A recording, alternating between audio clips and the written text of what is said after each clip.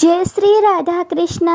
तो आज हम सुनेंगे वैशाख महीने की सौत माता की कहानी। एक गांव में सेठ सेठानी थे। उनको एक बेटा और उसकी बहन थी। वह बर्तन मांजकर पानी डालने नीचे जाती तो अड़ोस पड़ोस की औरतें उससे पूछा, आज खाने में क्या खाया? तो वह कहती, बासी कुसी तरबासी।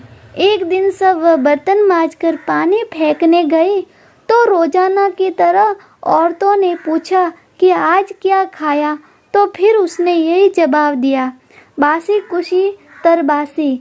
उस दिन सेठ के बेटे ने नीचे उतरते हुए उसकी ये बात सुन ली और मन में सोचने लगा कि अभी तो ये ताज़ा भोजन करके आई हैं, फिर भी इसने दूसरों को बासी कुसी क्यों बताया। दूसरे दिन उसने माँ से कहकर खीर खंड का भोजन बनवाया। माँ, बेटा और बहू तीनों ने बड़ी प्रशंसा से भोजन किया। बहू बर्तन मांजकर पानी को नीचे डालने गई तो पीछे पीछे उसका आदमी भी गया। आज भी हमेशा की तरह औरतों ने पूछा, आज क्या खाया? तो उसने वही जवाब दिया, बासी कुसी तरबासी। उसके आदमी को बहुत गुस्सा आया। आज तो मेरे सामने खीर खंड का भोजन किया है, फिर भी ये बासी कुसी बता रहे हैं, इसमें क्या रहस्य है? इस बात को समझने के लिए वह रात का इंतजार करने लगा। जब रात हुई और ये कमरे में आई तो उसके आदमी ने पूछा कि आज तूने खीर खंड का भोजन किया है, फिर भी पड़ोसी औरतें को बासी कुसी क्यों बताया? तब बहू मुस्कुरा कर बोली कि आपके दादा परदादा की कमाई है, तो वह बासी कुसी ही हुई है ना। ये सुनकर उसने परदेश जाने की सोच ली तथा सुबह उठकर माँ से बोला, माँ मैं कमाने के लिए परदेश जाऊंगा। माँ ने कहा, अपने पास बहुत धन है, तुझे परदेश जाने की क्या आवश्यकता है? लेकिन बेटे के जिद करने पर माँ ने परदेश जाने की आज्ञा दे दी। वह कमाने के लिए परदेश गया। वह उसे एक सेठ के यहाँ नौकरी मिल गई। कुछ ही समय में वह सारा कामकाज करने लग गया। सेठ अपना सारा कारोबार उसे सौंपकर स्वयं तीर्थ यात्रा करने चला गया। इधर सास ने ये कह दिया था कि दिए को बुझावे तो चूल्हे को मत बुझाना, और चूल्हा बुझ जावे तो दिए को मत बुझाना। लेकिन एक दिन दोनों अग्नि बुझ गई तो बहू पड़ोस में अग्नि लेने के लिए गई। उसने देखा कि वह पड़ोस की औरतें किसी माता का पूजन कर रही हैं। ये देखकर उसने पूछा, आप किस माता का पूजन कर रही हैं? मुझे भी बताओ कि ये किसका व्रत है तथा इसके करने से क्या फल होता है। तो उनमें से एक बोली, हम सौत माता का व्रत व पूजन कर रहे हैं। बिछुड़ों का मिलन होता है, निपुत्री को पुत्र प्राप्त होता है। इस पर बहू ने कहा कि मेरे भी पति को परदेश गए काफ़ी समय हो गया है। मैं भी सौत माता का व्रत करना चाहती हूँ, लेकिन मेरी सास मुझे बाहर आने ही नहीं देती हैं। तब मुझे कैसे पता लगेगा कि चौथ कब है? इस पर औरतों ने कहा कि तुम रोजाना एक डिबिया में गेहूं का दाना रखती जाना। जिस दिन 30 दाने पूरे हो जावे उसी दिन व्रत रख के शाम को सौत माता की पूजा करके चंद्रमा को अर्घ्य देकर फिर खाना खा लेना। साहूकार की बहू कहे अनुसार व्रत करने लग गई। व्रत करते करते काफ़ी समय बीत गया तो सौत माता ने सोचा कि यदि इसकी नहीं सुनी तो अपने को कोई पूजा नहीं जाएगा। तब सौत माता ने साहूकार के बेटे को सपने में जाकर कहा कि सरकार का बेटा सो रहा है या जाग रहा है। उसने कहा, न सो रहा हूँ न जाग रहा, चिंता में पड़ा है। इस पर सौत माता ने कहा, अब चिंता छोड़ दो, तेरे घर जाकर सबकी सुध ले। उसने कहा कि मैं कैसे जाऊँ? मेरा कारोबार बहुत फैला हुआ है।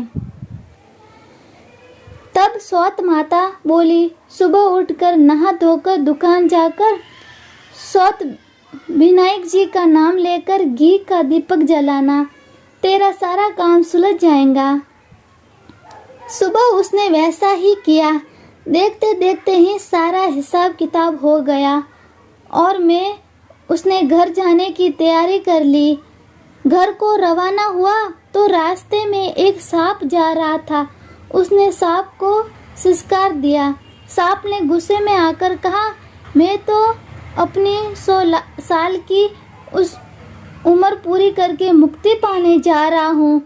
तूने बाधा डाल दी है, अब मैं तुझे डसूंगा। इस पर साहूकार के बेटे ने कहा कि मैं 12 साल से मेरी माँ व पत्नी से मिलने जा रहा हूँ, उनसे मिलने के बाद डस लेना। तब सांप बोला कि तू घर जाकर पलंग पर सो जाएगा। तब उसने कहा कि मैं अपनी औरत की छोटी नीचे लटका दूंगा, उस पर चढ़कर आ जाना। घर पहुंचा तो वह उदास था। बेटा कुछ बोला नहीं, लेकिन उसकी औरत होशियार थी। सब बात पता करके उसने कमरे की एक सीढ़ी पर दूध, दूसरी पर चूरमा, बालू, रेत, इत्र, फूल आदि 7 सीढ़ियों में 7 वस्तुएं रख दी। आधी रात को फुकारता हुआ सांप आया और सभी वस्तुओं का आनंद लेकर खुश हुआ, लेकिन वचनों से बंधा हुआ था, सो डसना तो था। सौत विनायक जी ने सोचा, इसकी रक्षा नहीं की तो कलयुग में अपने को कौन पूजेगा। सौत माता तलवार बनी, विनायक जी ढाल बने और जैसे ही सांप डसने लगा तो उसे मार दिया। साहूकार के बेटे को नींद नहीं आ रही थी। सांप के मरते ही उसने अपनी पत्नी को उठाया और सोपड़ पासे खेलने लगा। सुबह देर तक बेटा बहू उठे नहीं तो माँ ने कहा, बेटा तो थका हारा था, पर बहू क्यों नहीं उठी। जाकर देखा तो खून ही खून हो रहा था। उसने कहा, मेरे बेटे बहू को किसी ने मार दिया है। तब अंदर से बेटा बोला, माँ हमारा बैरी दुश्मन मारा है, या सफाई करवाओ तब हम बाहर आएंगे। माँ ने वह सफाई करवाई। वे बाहर आए। नीचे आकर उसने माँ से पूछा, माँ मेरे पीछे से किसी ने कोई धर्म किया था क्या? तो बहू बोली कि मैंने किया। इस पर सास ने कहा कि तूने क्या किया है? तुझे मैं रोज 4 समय का खाना देती थी। बहू बोली, मैं महीने की 1 सौत का व्रत करती थी। सुबह का खाना पानी वाली को देती थी, दूसरी बार का गाय के बछड़े को खिलाती, तीसरी बार का उटियाना में गाड़ देती, वह 4थी बार का पूजा करके चंद्रमा देखकर फिर खाती थी। मैंने पूजा के लिए बनिया की दुकान से घी गुड़ मंगवाया, सो उसका जाकर हिसाब करो। सास ने पानी वाली से पूछा तो उसने कहा कि महीने में 1 दिन मुझे रोटी देती थी। बछड़े से पूछा तो उसके मुंह से फेप के फूल गिरे। उटियाना खोदा तो रोटी के सोने के चक्कर निकले। बानिए से पूछा तो उसने भी कहा कि महीने में 1 बार मेरे से घी गुड़ मंगवाती थी। फिर बहू ने कहा कि मुझे अब वैशाख की सौत का उद्यापन करना है। सास बहू ने सौत माता का व्रत व उद्यापन धूमधाम से किया और आराम से जीवन बिताया। हे सौत माता, उस पर प्रसन्न हुई जैसी सब पर प्रसन्न होना और सभी की मनोकामना पूरी करना, अमर सुहाग देना। बोलो सौत माता की जय हो।